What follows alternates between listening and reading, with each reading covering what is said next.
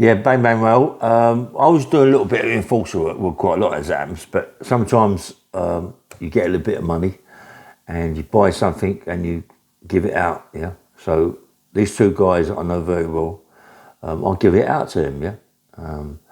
I said, look, return me 10 grand, you know what I mean? So I knew I was earning a few bob out of it. They knew they're going to earn a few bob out of it, but I should not give them bail, but I did. And it took forever and ever and ever. And I met him at Victoria Station and he gave me a monkey. I went, mate, this ain't no good. You can't keep giving me monkeys, yeah? You know what I mean? Because I'll take that monkey home to my missus and she spends it within hours. You know what I mean? This ain't no good. I ain't skint, but 10 grand would have done me nicely, yeah? Don't keep doing it, yeah? And you give me now about 100 quid, about £1,000, right? I said, that £1,000 is mine. That's for all the aggro you give me, right? He went, well, I said, that's the aggro you give me. I want my money, yeah? He went, okay, I'll give you it. I said, look, how long is it going to be for? He said, let me sort things out and then I'll get it for you. I went, okay. About, 2 weeks later, I met him again and he gave me £1,000. And I went, right, this is the last time. See this grand? This grand is squashed. Right, you still owe me 10 grand. I don't care what you're saying. I don't care what you're saying. I want my 10 grand. Right? All my profits are gone. I want my 10 grand. Right? It's aggro. So anyway, I got a phone call about 4 or 5 days later. He went, look, I got your money. I said, okay. I said, where are you going to meet me? He went, well, look, at the minute it's a bit awkward for me to drive anywhere. Can I meet you at a station or something? I went, yeah, mate, where do you want to meet me? He went, he said, look, at the minute I'm working over a place called Ascot, yeah? I said, Ascot, that's miles away, mate. He said, yeah, but it's easy to get to, right? I went, okay. He said, look, there's a place called Sunningdale, it's a little bit further, I'm working near there. He said, can you meet me there? He said, get to Richmond Station, right, cross over to the other side. He said, you get a fast train to Sunningdale. He said, well, not fast, it stops at other stations, but it's a nice little journey away. It takes you about 25, 30 minutes. I said, okay, I'll meet you there.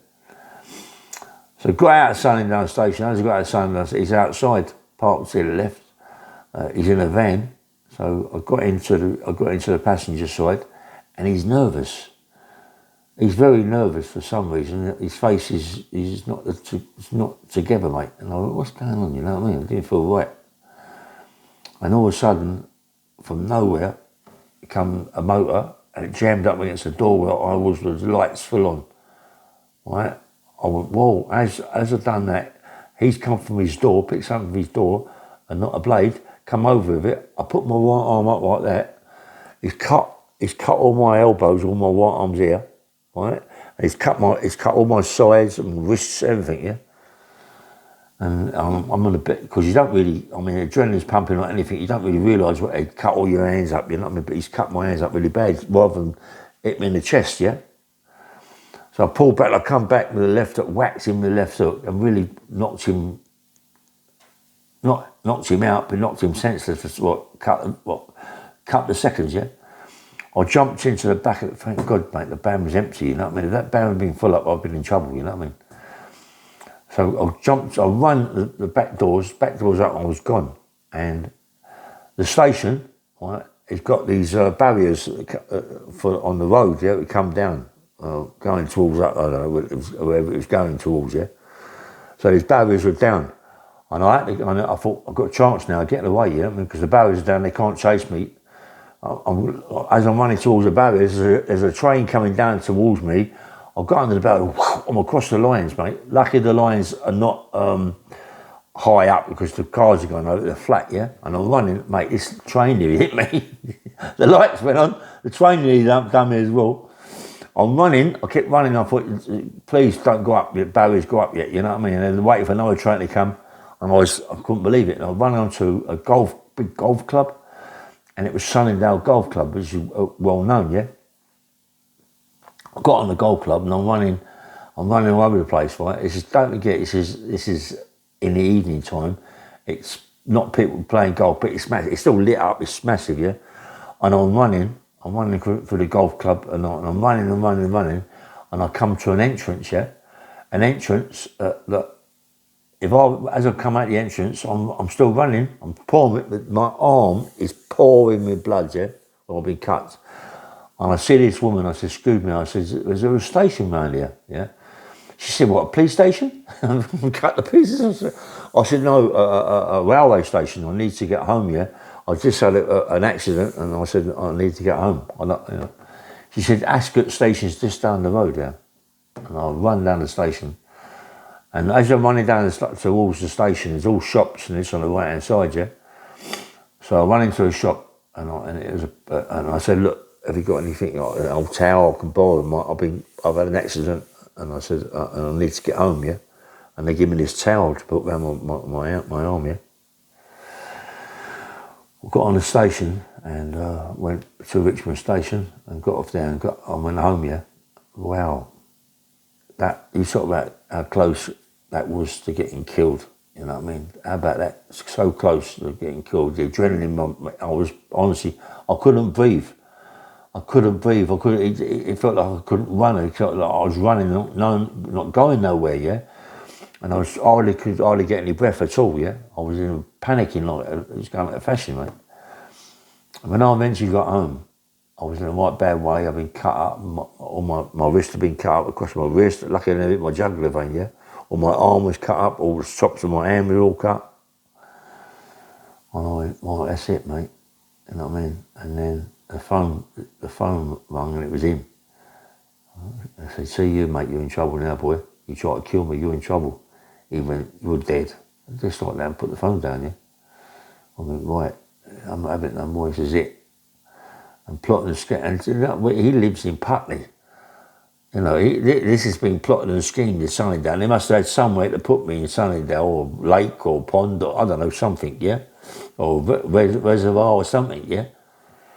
So they plot and schemed this. So I went, right.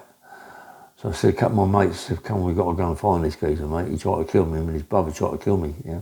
But I fancy his brother was the one in the Range Rover or whatever it was, yeah? Had to be.